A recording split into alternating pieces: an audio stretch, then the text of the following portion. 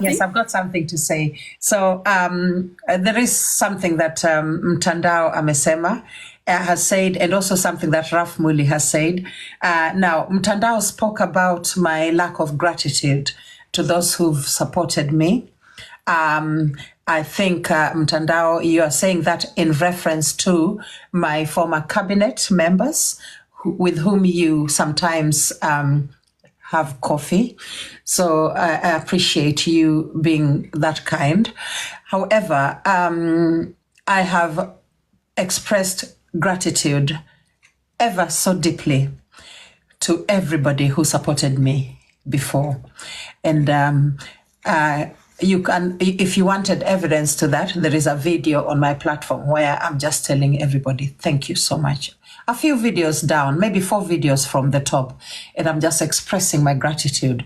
Thank you. God bless you. I don't know what I'll ever give to you. So I don't think that's accurate. It's just that the cabinet is what you call a runaway cabinet.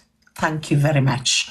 Now, so what I can say about what Raf Muli has said, or Lady J can smell money wherever, and she will go to Saudi because of money.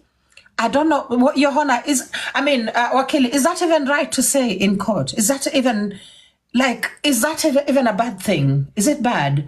Like, someone help me here. What's wrong with that? I was coming to the senior counsel, Daddy Raf, because I wanted to, if I'm getting the name well, it's Daddy Raf, right? I wanted him to elaborate more the relevance on the statement he just made about Lady Jacqueline, about smelling money, and repeat it and elaborate it for us. Thank you very much, Your Honor. What I meant is that Lady Jacqueline has this foundation. She's so passionate about building schools for the less fortunate, in quotes or in real life, autistic kids. And that's our dream and that's our passion. So she will do anything to make sure that she gets that work done and getting those kids go to school and get that privilege like other kids do. So what I meant literally is that Lady Jacqueline would take a milestone to go even to a war-torn zone to go get that funds. She doesn't care. So as a matter of the panties and anything else, she will still go ahead. Am I clear, Your Honor? Thank you. So, in other words, senior counsel, you are raining praises on the and recognizing the work and the impact of Lady Jacqueline in the society, right? Yes, and I always give flowers where flowers is needed. Thank you. Thank you so much.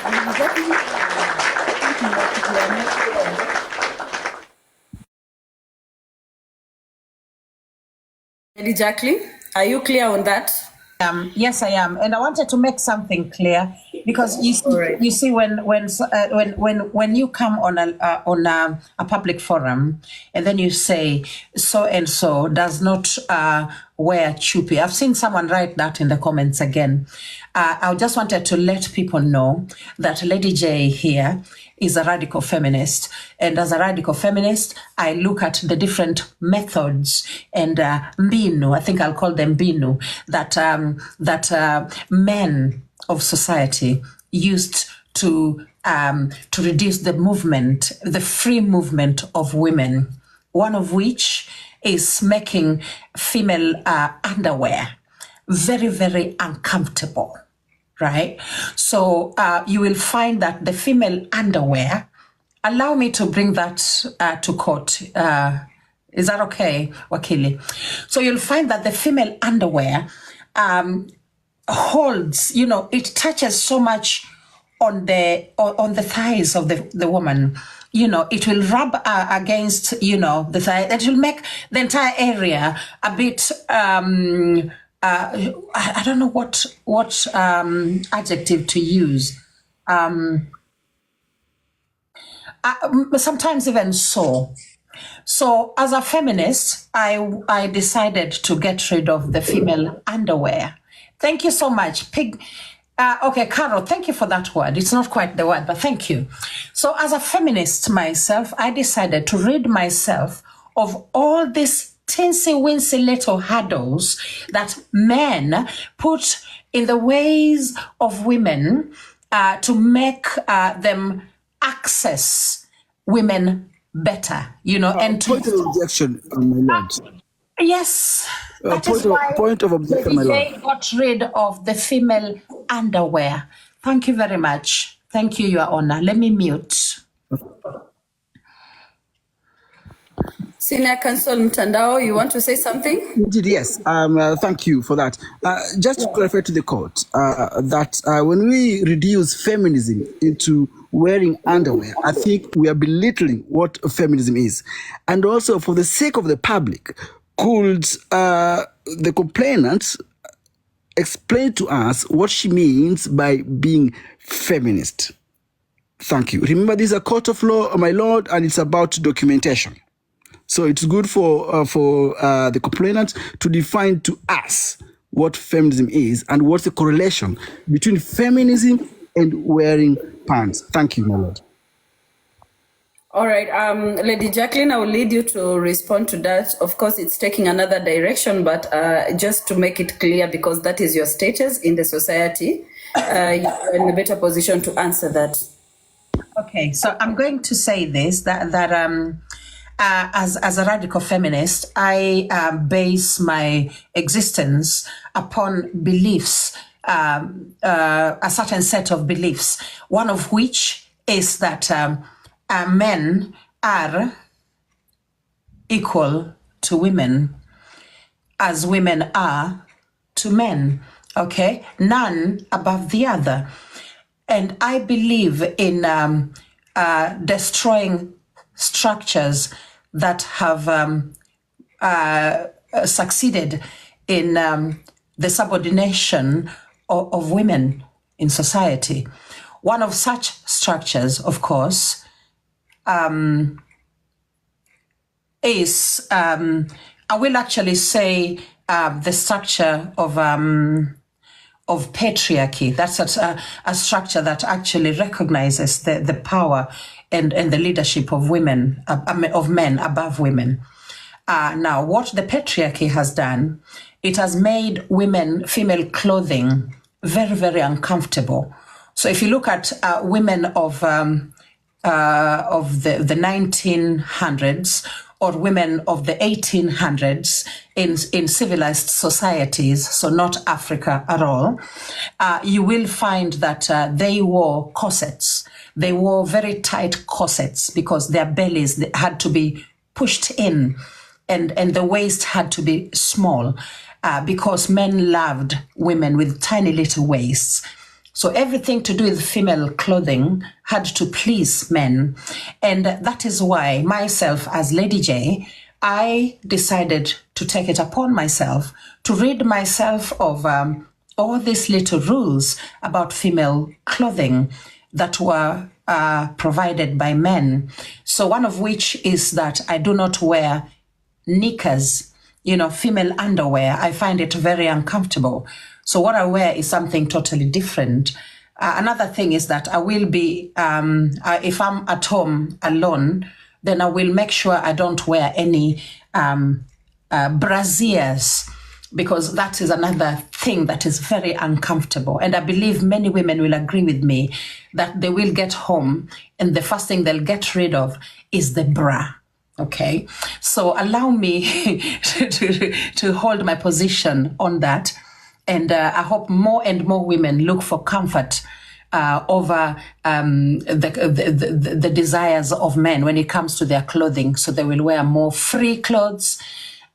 Even trousers meant for women are more uncomfortable.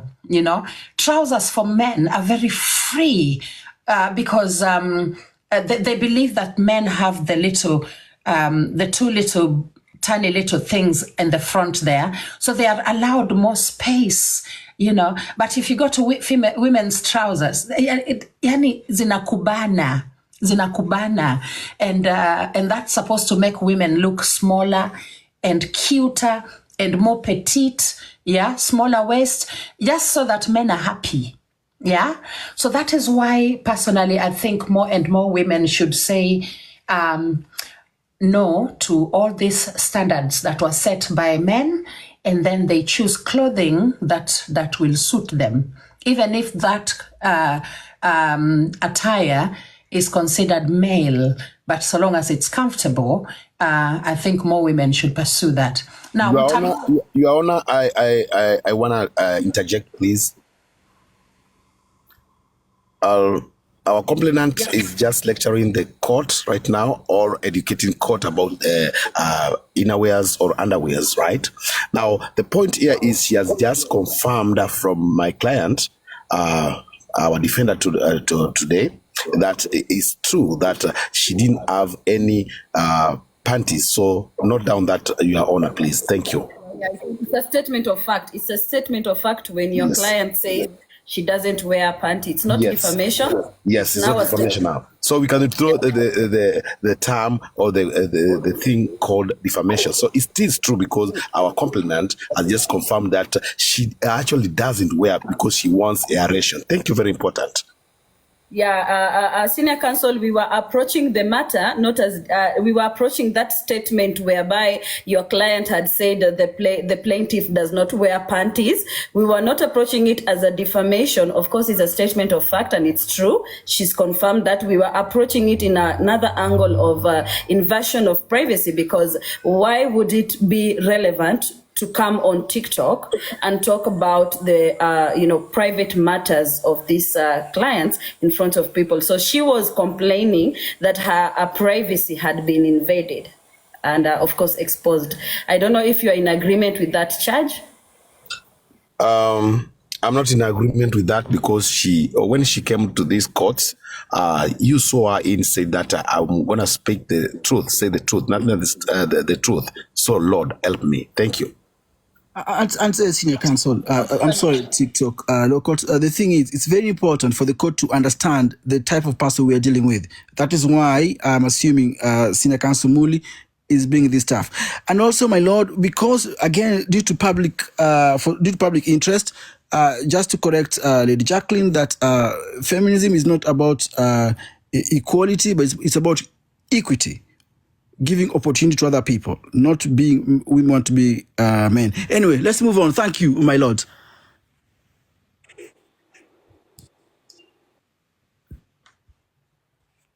we can't hear you, Akili. We cannot hear you. We cannot hear you. Yeah. I'm sorry, can you people hear me? We can now. Yes, Lord. Yes, we can. Yes. Yeah, there's some distraction with some calls, yeah? So I'm sorry about that. I think I was trying to say that we are going to come back again on a different sitting about this feminism kind of a thing, because I'm also more interested with whatever the definition is. Of course, everyone has a right to approach it in according to their understanding. So we're going to divert our mind from the feminism and let's stick on the charges against Ms. Sonke, who has been brought forward at these law courts, so that we can get to the root of whatever this court and of course the senior counsel will decide. I can see that she has pulled off a defense system and now we are having a balanced question in this court. It's very important. We were just proceeding from a recording. I don't know, Chantel, senior counsel Chantel, do we have Geoffrey on audio or on call or to join us live? Because he was at work. We need him to come and confirm the origin of this statement. Yeah, Marvin Amshuto na bonge la mnuko. We need to move on from that part. We really need to. What is our way forward? Hajatuma the recording, but let me call him again. All right, just try to reach out to him as we wait. Of course, yeah, he's working. He has already let us know, and we respect that. Lady Jacqueline, back to you. We were still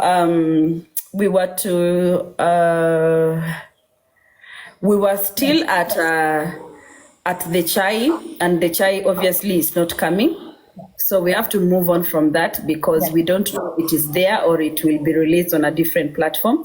We can always give a hearing on that. Yes, so the next thing we were going to was, I had asked a question that was not really taken into consideration to the defendant. Miss Sonke, in your voice, not in your audio that Miss Lady Justice played, you said Boss Khan invited you, or Yes. rather, he said he was going to invite you to come and spill some secrets and some chies against Miss Lady Jacqueline. And you also said that whenever Miss Jacqueline sees you on any other platform, she tries to shut you down because she knows you have a lot of information about her, right? And I was asking, did you, of course, join these platforms of Boscan to go and do what they wanted from you? No, I joined it. I did not. I wasn't invited. He was just discussing and analyzing Geoffrey and Malisafi audio. Video. It's a video recorded live. Or ile ya Mavi na Nini and all Yeah. that chat? Okay. Yes, and But so he he didn't invite said, you. we're gonna wait for you to come and tell us the tea. Okay, so Boscan tunamtolea mashtaka ya defamation, he was not involved. You wish to accuse JB and Geoffrey vile watajitetea, it's not up to you, right? Yeah. All right. Lady Justice, what was your other complaint about I defendant? think the idea that that she was trying to protect me. Apparently, she has my chai, and she was merely trying to protect me. I think that is a bit of a stretch, and that is what you call dishonesty. Especially the part where she says she has a lot of information. People on TikTok know me. Like, if I can talk about my underwear, like, what else is left to talk about when it comes to my... Lady Justice, sorry to interrupt you before you continue. Do you feel Miss Pompey is blackmailing you? Yes, I feel like she's doing that because if you look at the recording that we just played, she is actually threatening me that she will talk. Yeah. And on Christmas Day, TikTok will be about Lady J, and she will bring a lot of chai about Lady J when she knows very well there is no chai about Lady J, so she's kind of trying to get me like to feel like I'm at her mercy. And this is what we can respond to because yeah. Yeah. Sorry to interrupt. Senior counsels, correct me if I'm wrong. It is not that Sonke is blackmailing Lady Jacqueline. What she's rather doing, she's threatening Lady Jacqueline to release some other information. And I think that was what Senior Counsel Mtandao was trying to elaborate for us, if there's an element of blackmail in this case. Indeed, Right. yes. Thank you, Senior Counsel. And also, perhaps maybe Lady Jacqueline and Sonke, you could explain to us what are the terms of the agreement, because clearly for Lady Jackie to complain that there is blackmail here, that means the terms have not been met. And blackmail comes when the terms have been neglected. So when Sonke was paying transport, to go to America, Lady Jackie is based in United Kingdom, okay? The average flight from United Kingdom to anywhere in America, it's between 600, 700 pounds. That's a lot of money. TikTok law code. So could Lady Jacqueline tell us what were the terms, and then Sonke can agree or not? Then the court will decide whether there's a blackmail here. But there are terms. Why would somebody give you money without any benefits? Thank you. Okay, all right. So there were to be some benefits to the trip. Now, when Sonke came on my platform and talked about the conference, she stated very clearly that I would be an advocate for her village, or rather for Kenyans in general, because this was an international conference. People came from all around the world. People came from Brazil, Japan, Australia. People came from everywhere. South America, Kenya. Some people flew in from Kenya, actually. It was very, very big. And Sonke knew that I was a good orator and that I had a track record of community work.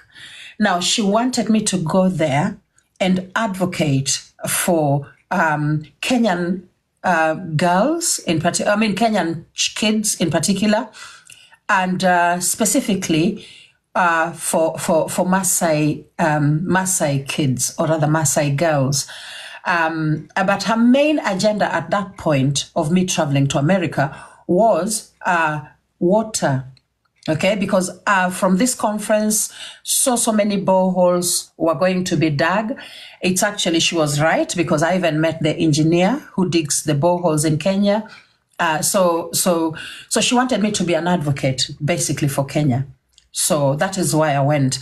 Now, you've asked the question as to whether the agreement has been met. We are on track, right? Very, very, very much on track. We are working with so many partners. I've got many people I'm working with from California. I've partially met it. I went to 2 churches. I spoke in 2 churches in California, one in Long Beach, another one in Los Angeles. And from those churches, I managed to raise thousands of dollars, US dollars.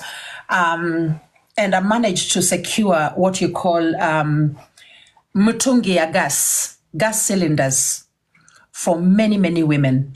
So the gas cylinders will be arriving in Kenya, I think, in the month of March, April time. Because what we were talking about was the reduction of carbon emission. So we wanted women to use less firewood and charcoal and more clean energy, so gas, solar, all that. So I fundraised and I got a lot of US dollars in 2 different churches. Okay, so partly and then in those interactions, I was also able to make very good connections. I met very, very many retired teachers who also want to come and see our schools. I spoke about the need for a school in Maasai land, a girls' boarding school, because even though our agenda was to reduce the amount of firewood being used, and also mjue ya kwamba firewood ikiwa inatumika, the young girls have to go collect the firewood. So these young girls, they end up missing school kwa sababu lazima watafute kuni, watafute maji. So maji already tumeshawaletea, tumechimba borehole. Kuni lazima watafute. Sasa to stop them from looking for kuni, tunawapatia mtungi ya gas. Okay? So gas cylinder with literally, sasa wanapika tu na gas. Now we refill that gas every few months. We literally refill it. So what we were saying therefore was that we now need a school for the girls, because even though we are taking them to school, we cannot track whether they're actually staying in school mpaka wamalize. So that agenda, so Sonke can tell you that it is underway. We managed to get partners to work with, and we are. I'm always working here in my house, so there are ongoing talks to bring a very nice boarding school for Maasai girls. And so that's it. So Mtandao, I think the agenda for the trip is partly achieved. Because even now, if I step aside, still, this girls' school will still be there. Your Honor, allow me to respond to that. Mtandao, thank you very much for that question. And now we clearly know that my client, who is the defendant today, Sonke, has a foundation or a charity back at home in Maasai land, building schools and helping those Maasai girls and Maasai kids go to school, not to miss schools because of firewood and water. Okay, fine, thank you. So now she hired. Can I take the mic 1 second? Can I take the mic? She hired, or she had the plans agreement with Jacqueline being a good orator and having known all these roots that she will speak on her behalf. Thank you very much, Mtandao Varsity. You can now join the dots. Thank you. Go ahead, Your Honor, please. Okay, so let me just say this, guys. Nimeona watu waki-hurt me, and I can see some really nice people here. Thank you so much for joining. Lioness, I see you. So can you guys do the hurt me? And if you've not followed the host, can you just follow the host, please? Thank you so much. I love the interaction. Thank you, guys. Welcome to our live. I've seen Lily, Lioness V. God bless you guys. Thank you. Can I please interject? Chukua mic, sas. I wanted to give Carol a chance because she had requested. Carol, what do you have to in contribution with what? Thank you, Your Honor, for giving me this opportunity to address the Honorable Court. As I come here today, I want to say to Mtandao that, Honorable Mtandao, there is no aspect of blackmail in this story. In this case, everything was done for charity's sake, and it was willingness. Both parties contributed to it for the sake of charity. I wanted just to clarify that point. Thank you, Your Honor. Thank you, Honorable Court. Your Honor, please, could you just tell people that they don't refer to me? We are talking to the court. So it's not me, but she's addressing the court. And the same breath also. All right. I think Senior Counsel, we are clear on that. We are you want to be referred to, you prefer to be referred to as the friend of the court, right? Please, yes, thank you. And with the same breath also, since you're talking to me now, so out of many Maasais that we have in Kenya, Sonke thought Lady Jacqueline is the best place to speak on behalf of Maasais or to represent Maasai. Is that the case here? And also, so is Lady Jacqueline today, we should start calling her a Maasai? I don't get it, Your Honor. And again, remember, I'm addressing the court. I'm not addressing Lady Jacqueline, I'm addressing the court. So if the agreement was to go and empower Lady Jacqueline, so that when she comes back, she will go and improve or provide opportunity for Maasai people, surely we can find other Maasais that are relevant to the community. They understand the culture. They are there. Senior Counsel, in other words, you don't think Miss Lady Jacqueline, you think Lady Jacqueline is incompetent? I did not say that, my lord. It's about relevance and putting things into context. Okay, if I want to go and support project in India, I will look for Indians, people that are relevant to that community.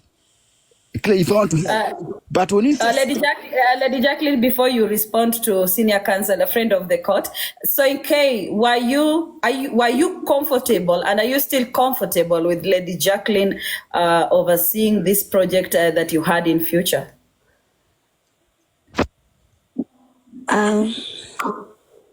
Were you comfortable at the time you contacted her?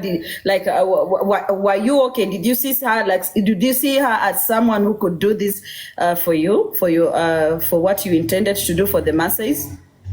Yes, I think. Simple as that. Yes. He was comfortable and she was comfortable. It was a willing. They were both willing. Right. So objection, Senior Counsel, is overruled. Let's continue forward from that. Your Honor, I beg to interject a little bit. The reason why my client and the defendant today in this law court is that she had approached one Maasai that happened to be a very bad thug, a very bad thief by the name Peter Kioi, and she compared her with the Lady Jacqueline, and she chose to go with Lady Jacqueline, since she can put track on whatever she does. Being given that also Lady Jacqueline is not that also clean, but she's cleaner more than Peter Kioi. Thank you, very important, Your Honor. Yes, and they say, Your Honor, they say she's gonna steal the school and take them to Bondo. Yeah, naweza sema kitu. Okay, Mtandao, I'm responding it to you. Sio lazima mtu akue Masai, sio lazima akue Mjaluo, sio lazima mtu akue lugha fulani ili kutekeleza jambo. Mtu anaweza kuwa na kibali, mtu anaweza kuwa mtu wa maana zaidi kutakulio problem yenye iko hapo hivyo. So hiyo is like tribalism kwa unajaribu kuingiza hapa. Yeah. My lord, let me clarify that again. No. It's about relevance, friends. Okay, and maybe we should define what tribal means.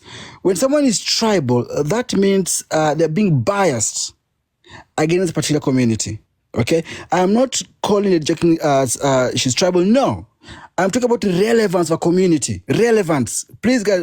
The word is relevance. Someone who understands the culture, someone who's part of the culture. I'm not talking about tribal. No, it's about relevance, friends. Understand the community better than we do. I can be educated, but I cannot go and say I want to be president of India. I don't know the community. I don't understand their culture. Okay, I don't have any knowledge about the community. So, my lord, please let us be very, very careful when we are talking about tribalism. That's not what I'm here for. Okay, Lady Jackie is not against any community. Sonke is not against any community. I myself, my lord, as a friend to the court, I'm not against any community. I'm talking about relevance and understanding the culture. Thank you very much. Okay. I think since they both the plaintiff and the defendant are okay with representing and representing each other and being in union to do something for the community of the Maasai, we should be okay with that, because we are not limited to choosing any other person or this person, because charity is just from the heart. It takes a lot for someone to dedicate time to worry about the problems of the Maasais when we actually have other problems that are also serious from Bondo. Right? So we really appreciate this lady, and we appreciate, of course, Sonke for trying to support or join her in the noble campaign and things they are doing to the society. I mean, there's a lot of TikTokers who their influence do not pass the TikTok platform, right? It doesn't go anywhere. So we appreciate that. What I wanted to pose a question is, I wanted to pose a question to Sonke and the defense of Sonke. Having that, all right, Lady Justice, please. Thank you so much. Thank you so much, Senior Counsel. I wanted to actually play a recording, part of my speech in church. I think what Mtandao doesn't get is that tell me your story, okay? Tell it to me well enough so that I can actually tell it back to you, or I can tell it to the next person even better than you told it to me. So I may not be Maasai, but do I understand the issues of girls in Maasai land? I do. Do I understand that some of them don't go beyond 14 years in school? I do. I understand it. So I think that is where you should be focusing on. It's not that the fact that I'm not Maasai. So let me just play this. If you can allow me, Senior Counsel, to play this real quick. So this is myself, dressed as a Maasai woman in a church in California, Los Angeles, speaking on Maasai issues. So let me just... Monday, yeah. And we go on Monday. Oh, it's not very loud because they were recording from far. We went to San Diego, California. We had a conference there with and a few other people. Your Honor, we can barely hear anything, so Okay. we will Yes. wish to let Lady Jacqueline post on our wall so that we Okay. all go there Yeah, and yeah, listen to her speech. And It was, as moving forward, Your Honor, please give us direction. yeah, okay. Thank you so much. Thank you. Yeah. I just wanted to ask, right? Sonke, this issue of coming to TikTok and even like talking about this lady as someone who does not wear a panty, the way you had said. Of course, you've said it's what you saw and it's relevant because, yeah, it's a statement of fact. So we are not holding you accountable to that. But is there a way you see that your utterances towards Lady Jacqueline could affect negatively her movement or the movement you intended to do in Maasai, right?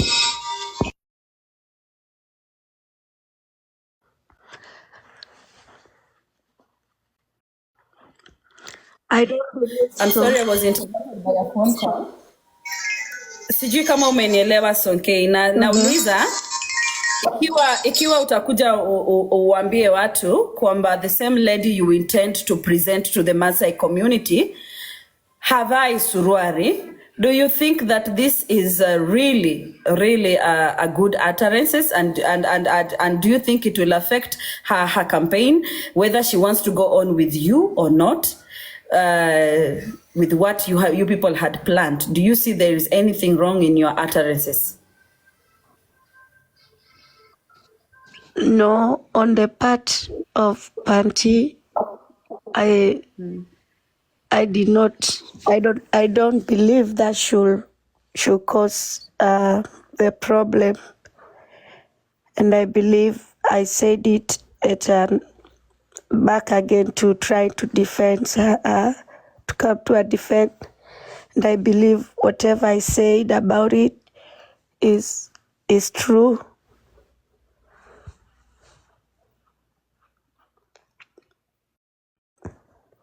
Honor, if I may interject kindly. Yeah. All right, Carol. I want to bring this to the attention of the court that at times we might be trying to protect. We attack while defending, you understand, which might come out wrongly and some people might not understand. So to our accused, Sonkei, kindly note that was attacking while defending. Thank you. Your Honor, I want to interject. Senior Counsel Karo, she's not. There's no point where my client attacked. She just sensitized people and she just educated us. Just the way that our defender complaint today said, and gave us history of women wearing comfortable panties is. So she was telling us the truth. So she wasn't at all attacking anyone or attacking Lady Jacqueline. She spoke all truth, nothing but the truth. And again, Your Honor, this was it's a fact which is private. It shouldn't be coming to us, the public, about the wearings of this woman, Lady Jacqueline. It's wrong. It's wrong, and it invades her privacy, so it shouldn't come to us. If she wanted to defend her in a more kind manner, she could have said, no, I didn't see anything from that side. That is simple, and it's Senior Counsel Karo, you have to understand that men like women who doesn't wear panties because it's an easy access. Thank you, very important. Party direction. No, thank you. My lord, that is being misogynistic. Could Muli take those words? Then that is being misogynistic, right? That's correct, yes. So, and also, let's not sexualize wearing pants. Wearing pants is about hygiene. It's not, Your Honor, I thought we moved on from panties. Lord, yes, now we are going to directions. Let us not dwell on panties, please. Order in the court. I think Senior Counsel Daddy Raf, you should allow, without interrupting, of course, let the friend of court try to finish his statement. Thank you very much. And I'm going to repeat for the sake of Raf Muli. Listen, wearing pants has nothing to do with the law. Okay, and also we are sexualizing wearing pants. It's more of hygiene, friends. Okay, and it's not a human right to wear pants. So the only reason why I brought the idea of pants here is to try and show the court the character of the complainants. based on what we've heard, remember the court is about documentation. So I'm not bringing rumors here. I'm bringing stuff that are to the public.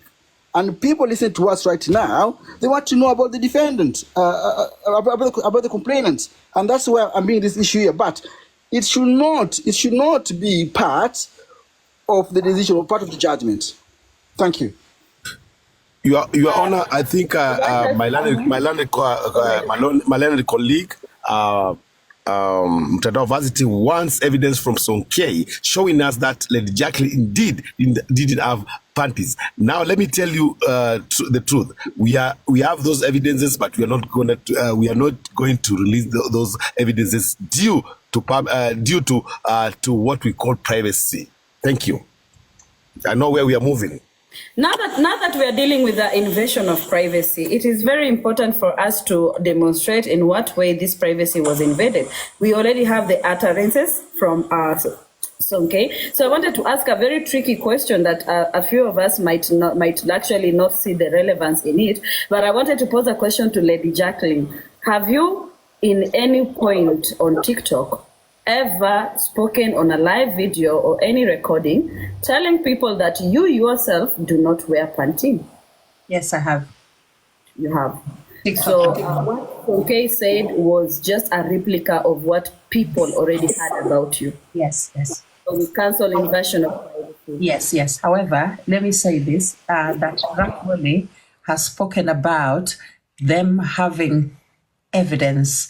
They have it already on the tea that Sonke is supposed to be serving about me. So I want to ask the audience whether they think Sonke did take pictures of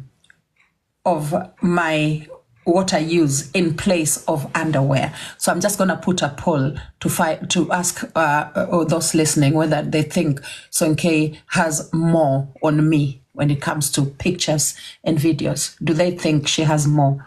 Because I'm now very, very worried. I'm thinking, why does Raf Mweli come and say, we have them, we are just not giving them out? Which means, and Sonke came here and she said that she spoke to Big Daddy, right? When we were with her at the hotel, she talked to Big Daddy on the phone. Okay, that was during the time that Big Daddy and I were going head to head at each other. So I'm just wondering, could Raf Mweli have seen something private of mine? Yeah, I don't know. Right now, I think there is more.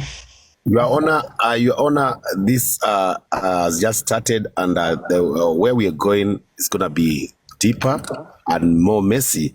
Allow me to say that, yes, we have evidences. My client has evidences. We have recordings, like Jacqueline called it Merupriti. We have we have evidences of audios.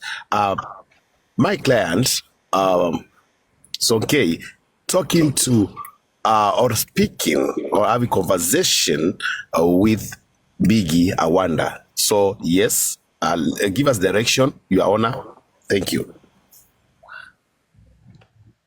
My Lord, let us not. No, Senior Counsel, it is quite worrying because you leave us in suspense, wondering what kind of evidence are circulating without the knowledge of our plaintiff outside there. Also, because it could really mean a lot to the plaintiff and her defense that some materials like what she uses in place of a panty are being circulated to third parties and fourth parties and sixth parties without her knowledge. If this evidence cannot be brought to the court, Your Honor, you have to understand that in the law of courts, we don't just run, we gather our evidences. As a defense counsel, I always take my time and do proper investigations and get evidences. So I'll take you back to when the complainant, who is Lady Jacqueline, Highness Lady Jacqueline, the Queen of Chika, that she also denied in the courts, in Auka's courts, that she has never hired panties in her life. And we were at the time we got a boxer where she wore and was hanged a window. So yes, again we have all the evidences. No, and give us direction. Nataka Thank you. interject something. Zidadi. Go ahead. Yeah. Zidadi, whatever you are trying to say about Boxer, video ziko zenye zilionyesha ni zilikuwa za nani na sitasema cancel hiyo. Oh, thank you. I want to take back my words of boxers because we realized that those boxers belong to Emma, but they shared. Remember that they were an item. Thank you. My lord, come on. This court, we're not here to threaten people. I think what the senior counsel is doing now is he's threatening the complainants. Remember, for me, I'm not representing anyone. I am a friend to the court. I'm advised, so I'm talking to the court now. Okay, when we come, my little friend, take back your words. We do not threaten, but we move with evidences. I would allow my client to talk my on her lord, behalf. correct. I My lord, truly understand. I don't use cheap words as threats, but evidences My lord, that is my lord, intact. when I was studying law, my lord, Muli was a conductor in Kenya, so I know what I'm talking about here. Thank you. Can we just have those evidence presented to you for analysis so that we get to the final? I think it is. I think Senior Counsel Muli, it is a worrying allegations when you say you have something as private as that circulating, and at this point, I think Lady Jacqueline, you are allowed to approach this with the law, so that data analysis can be done if you can access Sonke in wherever region you people are, to extract what exactly are these evidences that could not be presented here, for us to just finish this sitting without My lord. leaving suspense My lord, and-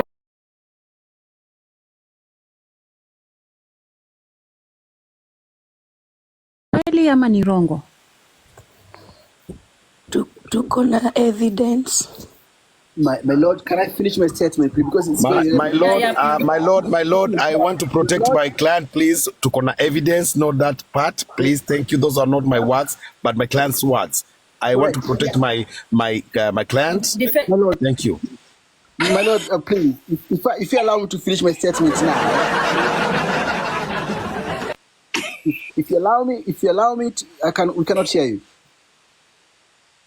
So we can't hear you. Guys, that We cannot hear you. It's o'clock. We cannot hear you at all. Lawyer uskiz. TikTok trends. I mean, Really? Ah. Can you hear me now? We can now, yes. As I was saying, I'm really sorry because some people are trying to contact me, but of course I'm ignoring. This court is very important. I just said that senior defense counsel, we have already gotten the main in news that you wanted to break for us in this court, that you have evidence. Of course, you would allow a friend of our court to finish his statement so we can also know what he wants to say in contribution. please, thank you. Thank you very much. My lord, and to the court as well. When people talk about evidence and they don't show it, that means that they are holding somebody hostage. Okay? And that is why if he cannot be presented here, my lord, again, that's a threat. Mm-hmm. And if the senior counsel can come to a law court and threat somebody in the court, a place where people are being protected, a place where people should feel safe, then we must wonder, what are we doing here? Let's go to Kangaroo Court then, to them tayari tupige gumzo. But if we're here talking about evidences, okay, Muli cannot come and say, I've got it, I'm going to. No, we're not in war. We're not fighting here. Okay, we are not doing a Mau Mau rebellion here. We're not. So it's not a war. And also, let us not normalize this evidence that is not being shown. Okay, let us not threatening people is illegal. And in fact, now you're moving us away from what Lady Jacqueline was saying to what Muli has now. Your Honor, I want to interject kidogo. Senior Counsel Mtandao Vazit, yes. Just know that the man you're dealing with is way very sharp, very older than you. we don't operate the way you want us to operate. We will move on swiftly, pole, until it gets that. For us to conduct Boscan, we know that we have evidence, and we know that he is a mouthpiece that can speak down there, and then we will now come to this court. You intend to present this evidence So they are to moving cause to malicious Boscan. damages They are moving to against the Boscan's plaintiff platform. in another platform. Now, right now, we have an agreement that we have signed a contract that we are going to deal with there for the child time.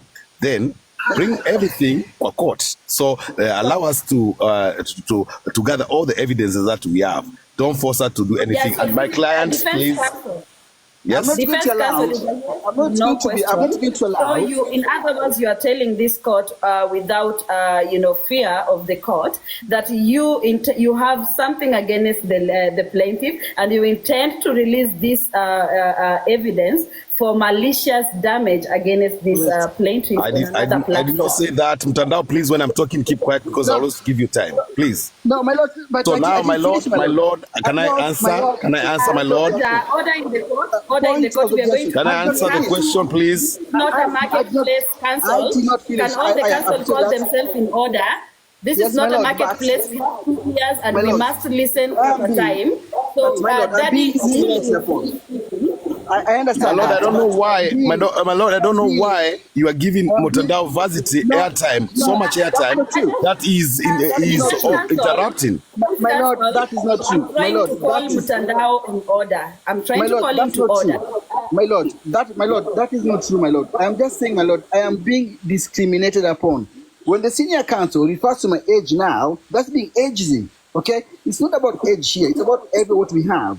So when senior counsel is telling me to be quiet because he's older than me, that is wrong. And also, how old does he think I am? Defense counsel, for the sake of this court to proceed forward without interruption, could you kindly take back those words?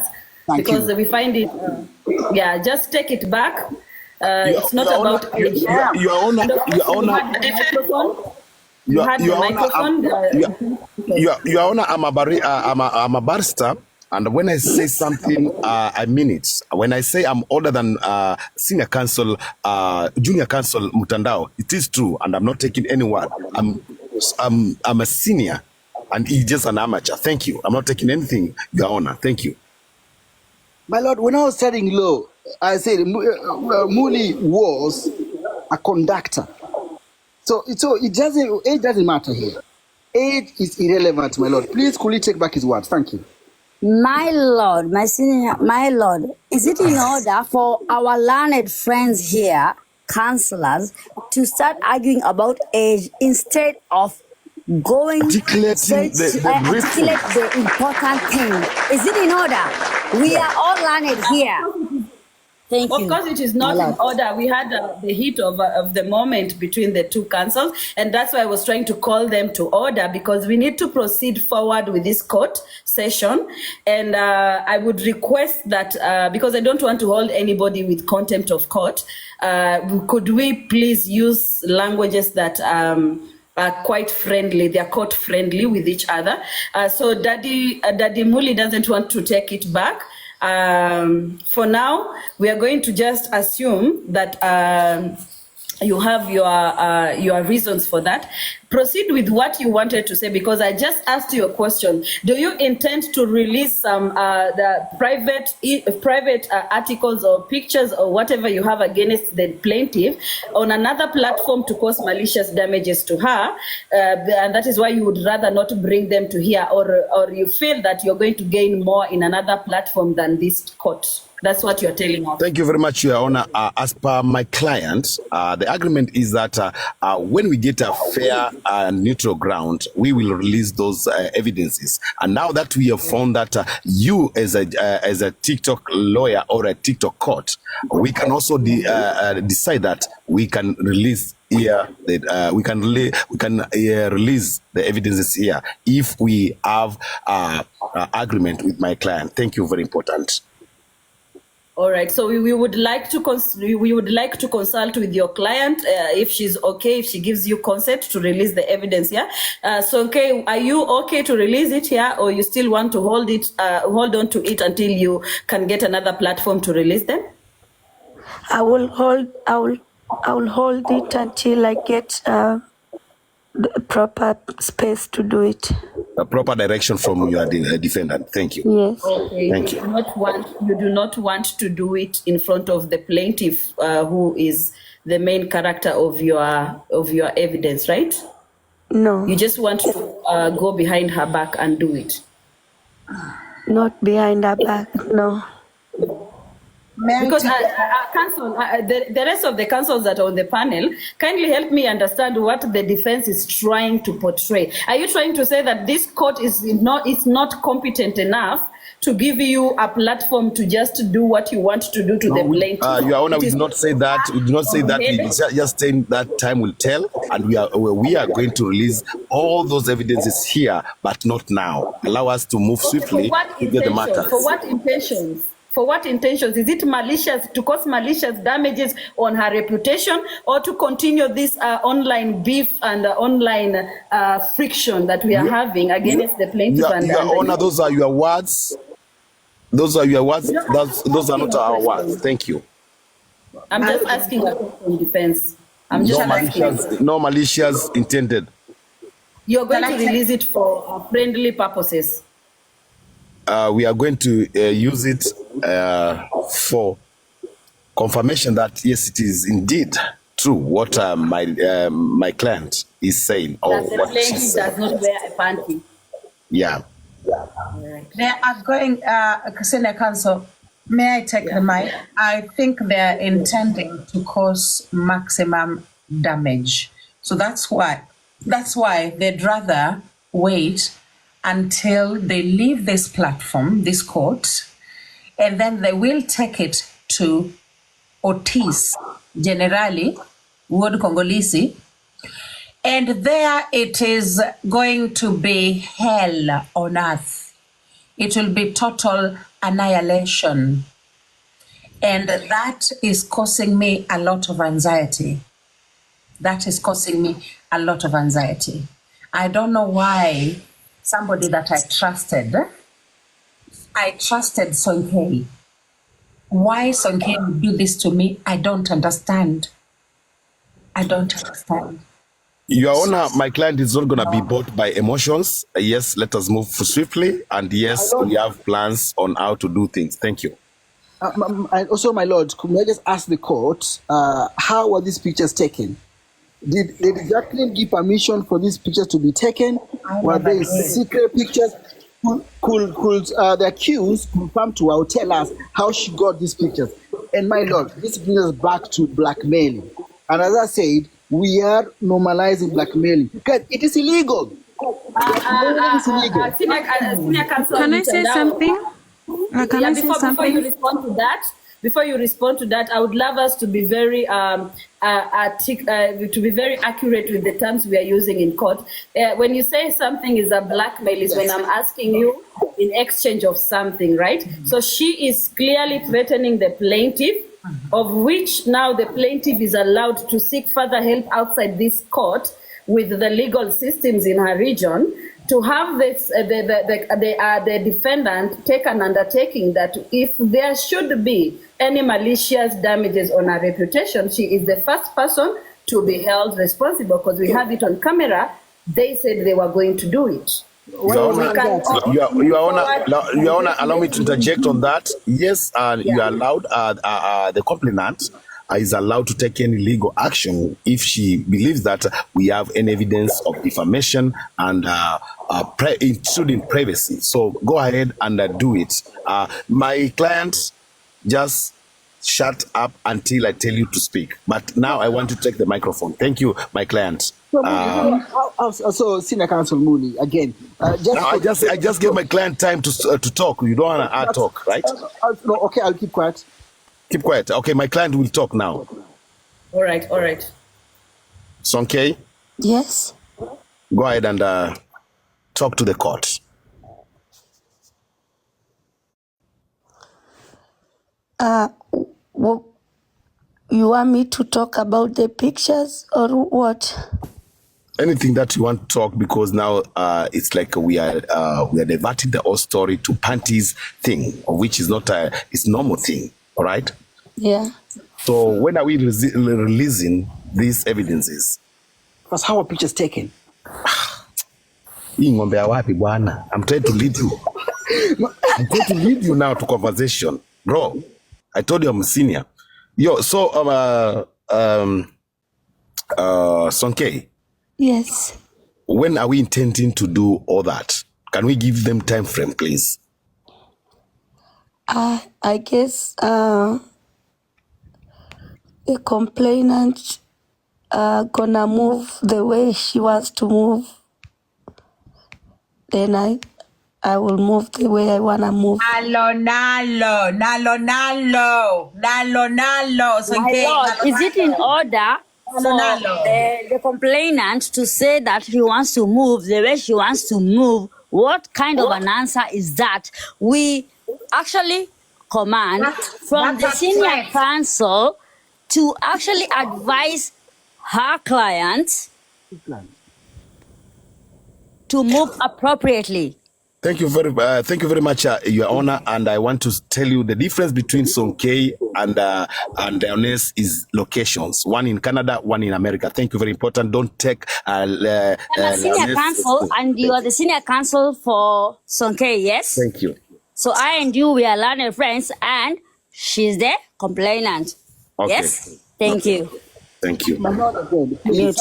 And by the way, guys, the court, I've seen General Otis in the comment section. He is having fun with this because he is waiting for Sonkei on his platform. And, Boscan is also in court. Boscan has just attended court. Yeah, he's the one waiting for the tea. He's waiting for all the tea. He was. So this is blackmail. I'm being blackmailed. Boscan was the one who played the video. I'm being told you shut up or we release stuff. That's what they're trying to do here. Yes, and I wanted to approach Can we approach the bench? My lord. Excuse me, guys. Lawyer, The senior counsel.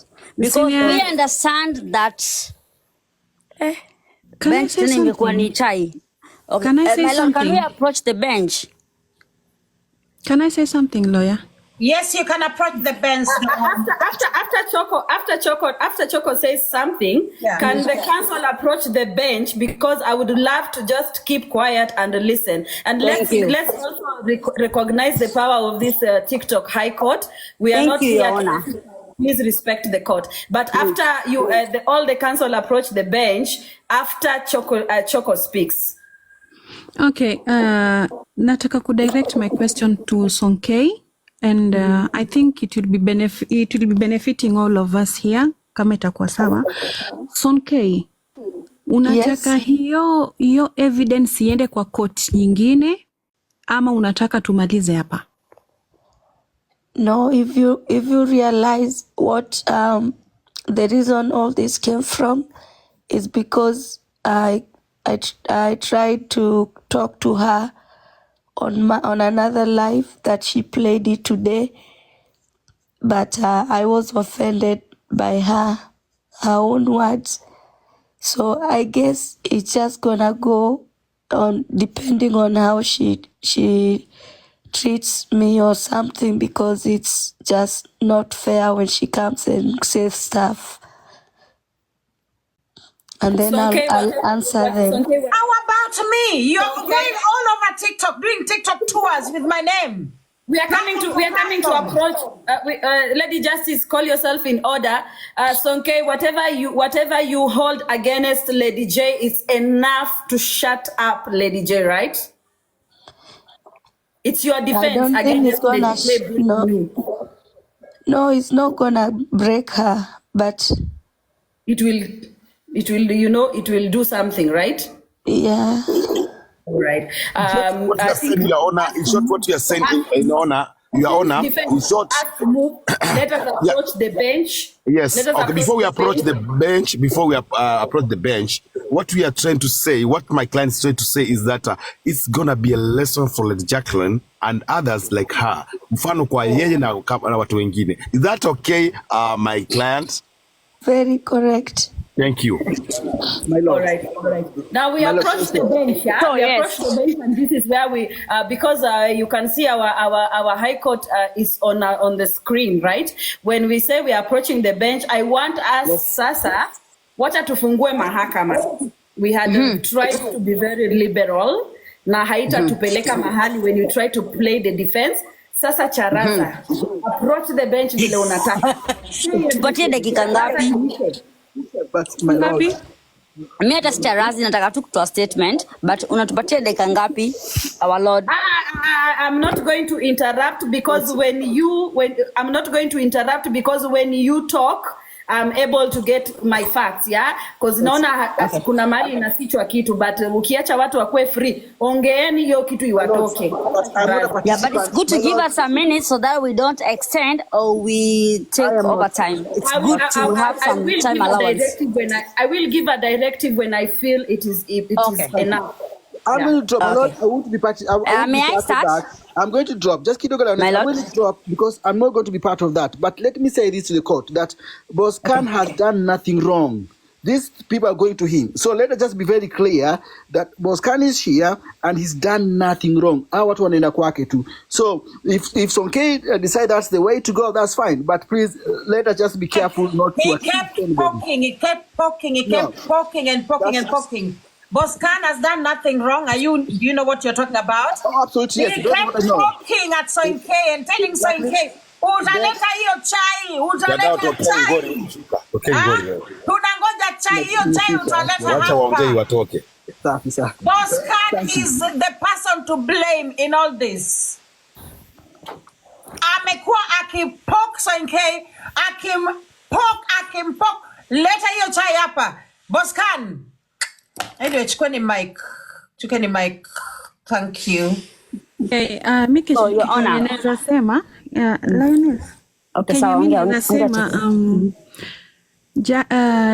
my able lawyer, kuna kitu yenye inafanya nawaza sana kwa sababu vile immediately Sonke alipokuja kwa platform kualika Lady J na kumuuliza hizo stories za kwenda US, analyzers walishaanza kusema ya kwamba bas Sonke ndiye atatuletea mambo yote hii TikTok, lazima Lady J achinjwe siku ya Christmas. Could it be possible ya kwamba ni ukweli? Kwa sababu walianza kuongea before even hata Lady J atoke UK akienda US. Wote mtandao ameshuka peke yake na ni Boss Khan.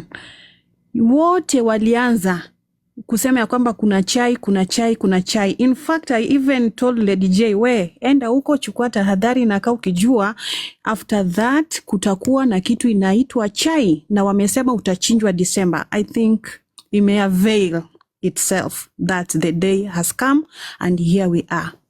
Thank you.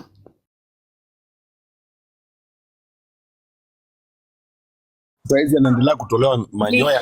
Ni kama hii yote ilikuwa trap, lakini twende nalo. Ngoja kidogo, sitaki mtu ajifunge. When we are approaching this bench, it's for us to sasa kuongea. Ongeeni tu iwatoke because sasa when we want to keep it legal ama formal, atupati the way forward. Nataka tu muongee. Don't wait for me to say something. Mi nasikiliza tu because that is how I'm going to get where I'm coming in. So just be free. Whoever wants to pick the mic, pick the mic.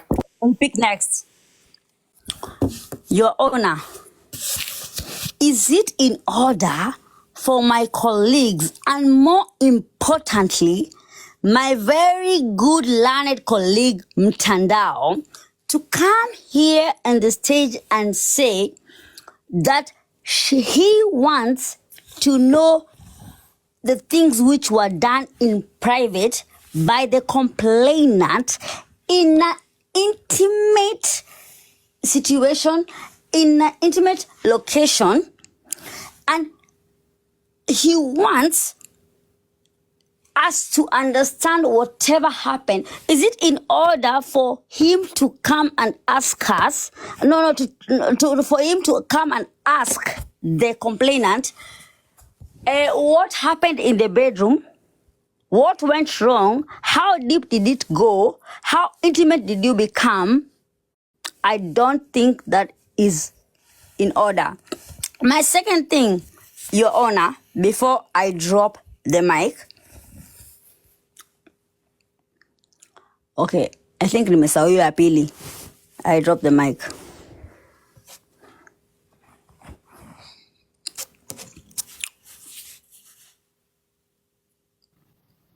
Yeah, someone else can take the mic. Karembo, shika mic. Your Honor, you have also to understand that I also represent Vivian V, that is Lioness, and I know she has not taken her medications. She forgets a lot. So bear with us. We nikome bana muli, nikome bwana, nikome.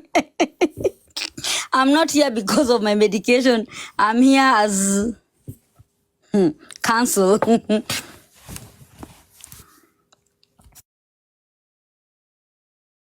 Karembo, watu wanataka kukusikiza. Saseni.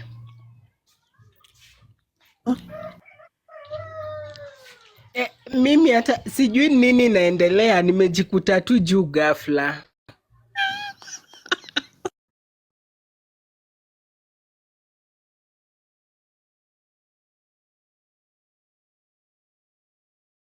Daddy, si uongee.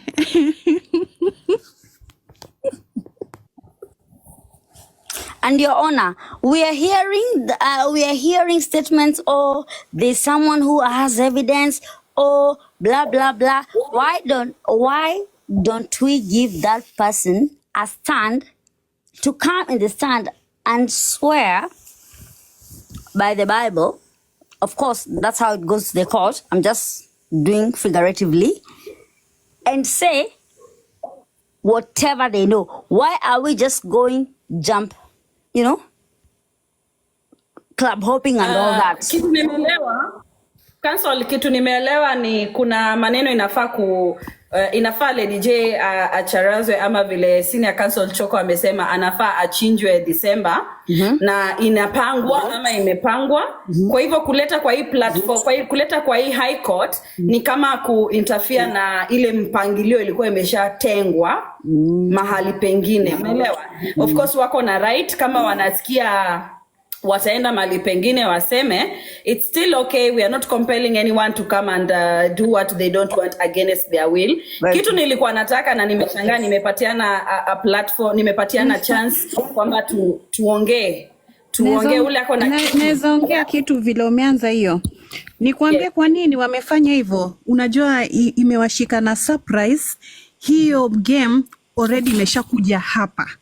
Na hapa hawaoni kama imetolewa vilivyo vile ilikuwa inatakikana. Yani in short, haikuwa inatakikana ukweli, baadhi za ukweli zijulikane. Ilikuwa ni Lady J kwenda nalo, yani wamtie hapa na hapa. Kwa sababu imeshakuja hapa, watu wameshajua the inside story kenye na happen. So hizo baadhi za evidence zenye wame withhold itaenda kwengine, ndo waende warushe, ndo sasa chai inoge kwao. Inakuwaga hivyo.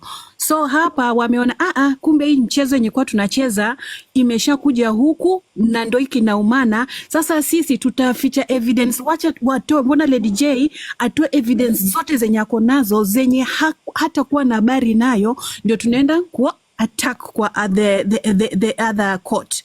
That's what it was going to be. Na hivyo ndo ilivyo.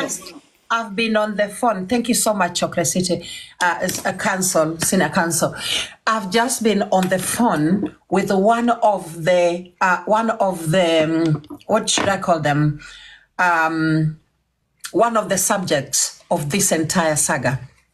And I'm just going to say that if push comes to shove, in other words, if you press us to the wall, we are going to push back 100 times harder. So choose your words carefully. If you're going to boss can to pour the tea, choose your words very carefully. because we will press so hard, you will wish you never, ever, ever, ever came on my platform, Soinke, and gave me an air ticket to travel to America. I had better things to do with my life here in London, okay?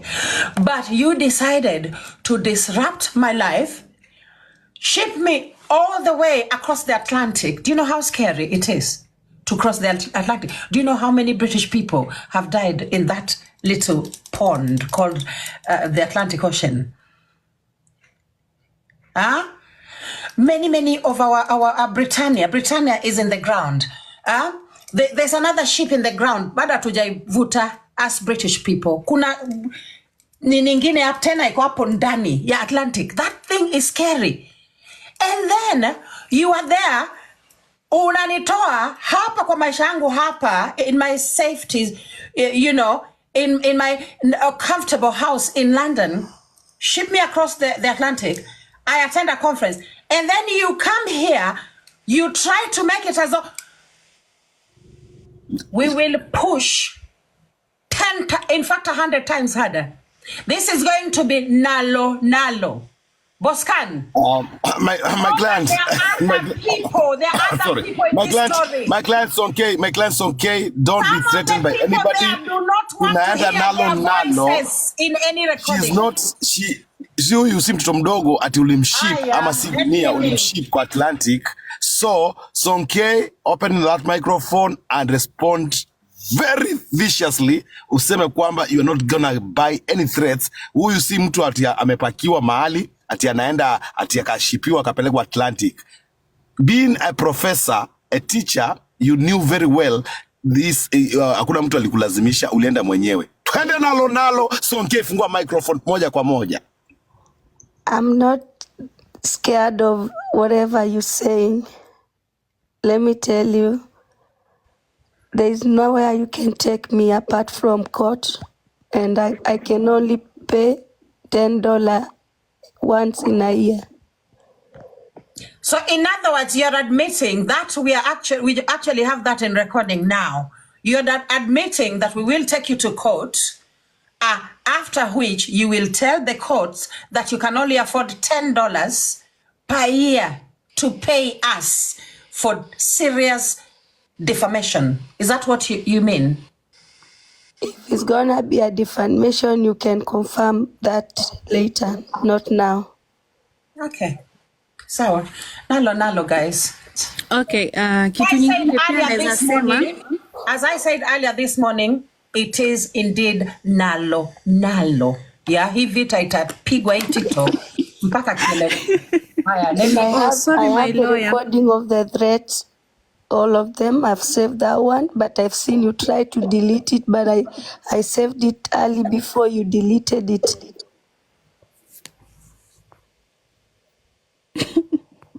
Oh, okay. So I'm just going to admit that indeed I deleted the voice recording that I left on Soinke's WhatsApp, because I thought maybe I overreacted a little bit. You guys, you know these things. Like, I was so mad. Like, I came here like violence. And then I had a second thought. I thought,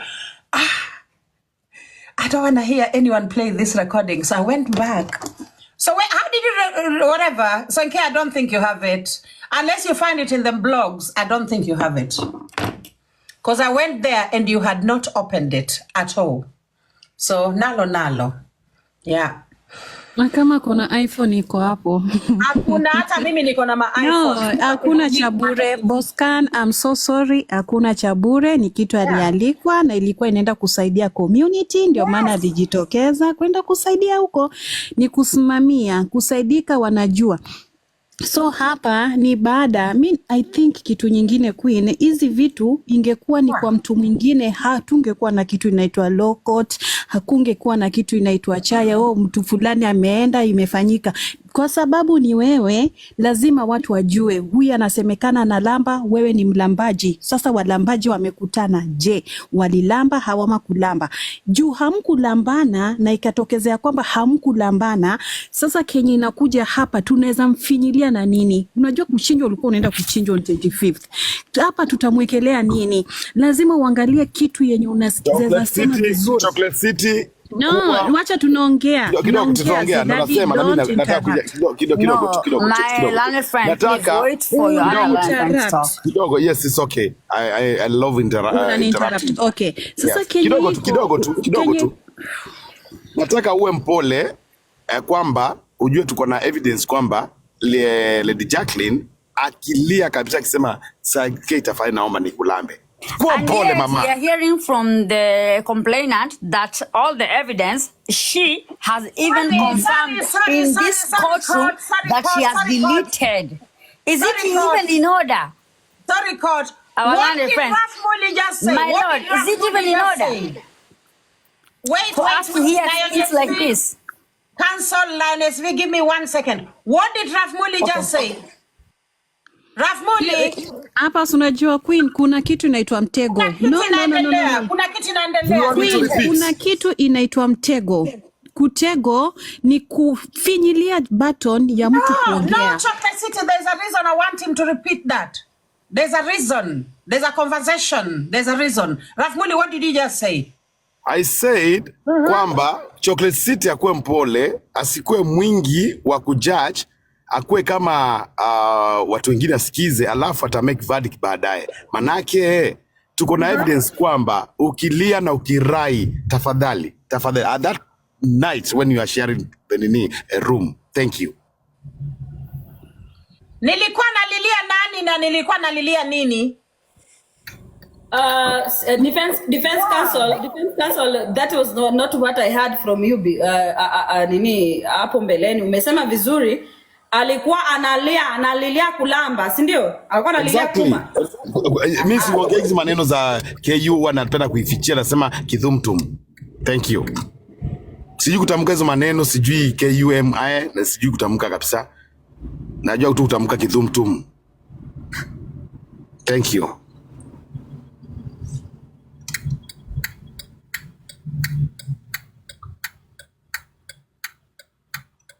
Karembo, ongea. I wanted to play something, guys. I wanted to play some recording here because I'm now really, I'm not happy. I don't even feel safe anymore. Let me just mute 1 minute and play some recording.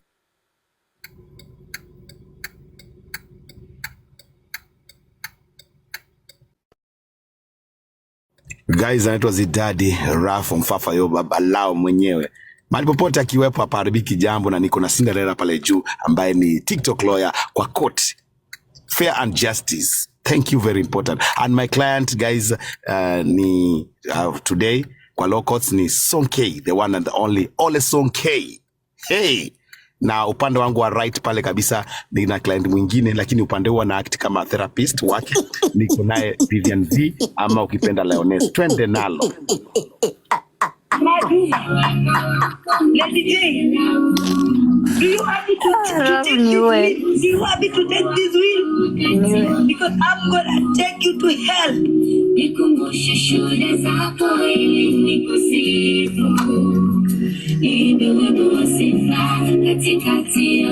It's so sad because I'm trying to protect my friends. Na hata Kiki atapanda hapa sahi. I protected Kiki to the biggest, I swear to God. I have so much information about Kiki that I never came here and exposed her. But she came here and trolled me. She even called me a rapist.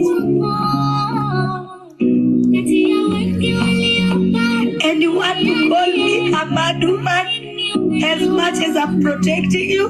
The only thing I did is to give closure to Big Daddy. That's number one.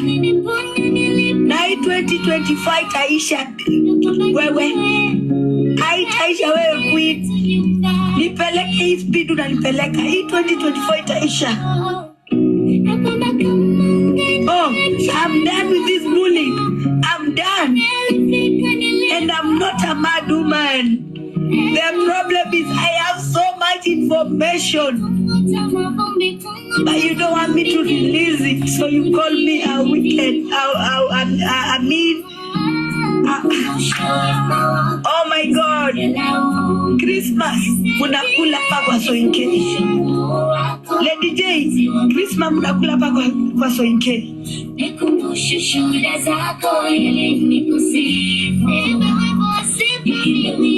Napenda hii jezi, nimeitwa Bakati, nimetroliwa, hadi nikaamua nikasema yes guys, I also hata nimekula Lady J San Diego. I've went to every level to protect my friends, but when my friends don't come and protect me, I'm gonna call you out. I will call you out if you don't take an inch, if you don't take a step to protect me. I will call you out. Okay? And you just said yes, I'm mad. You said I'm mad just because I said Meru Pretty. Meru Pretty.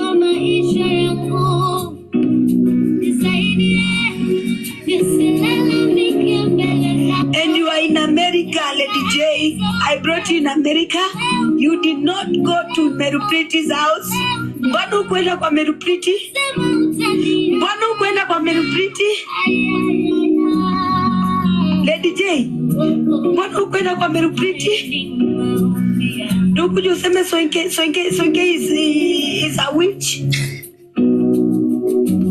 Why did you not land in Meru Pretty's house when you came to America? Why did you not land in Meru Pretty's house? Why? And she's a rich woman here in TikTok. Mbona ulikuwa hapa kwa West Coast? Soinke. Mbona ukwenda East Coast kwa Meru Pretty? If she's your woman or you are a woman, justice for Meru Pretty. Mbona ukwenda huko? No, sitasimama maovu ya kitawala Lady J. Na hamutaeneza udaku ya kuwa whatever the way you troll Big Daddy, that information did not come from me. It came from you and Meru Pretty. You hear me?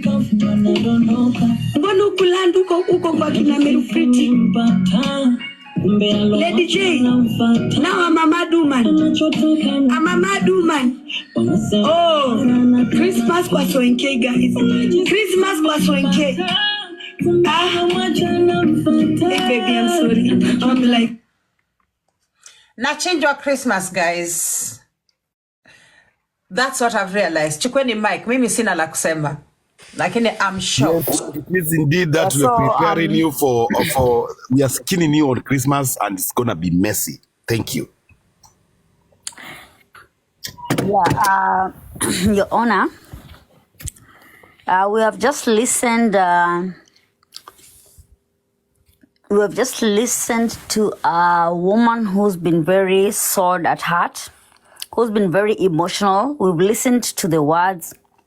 This is a woman who has been damaged, like from the voice and the words that we've listened.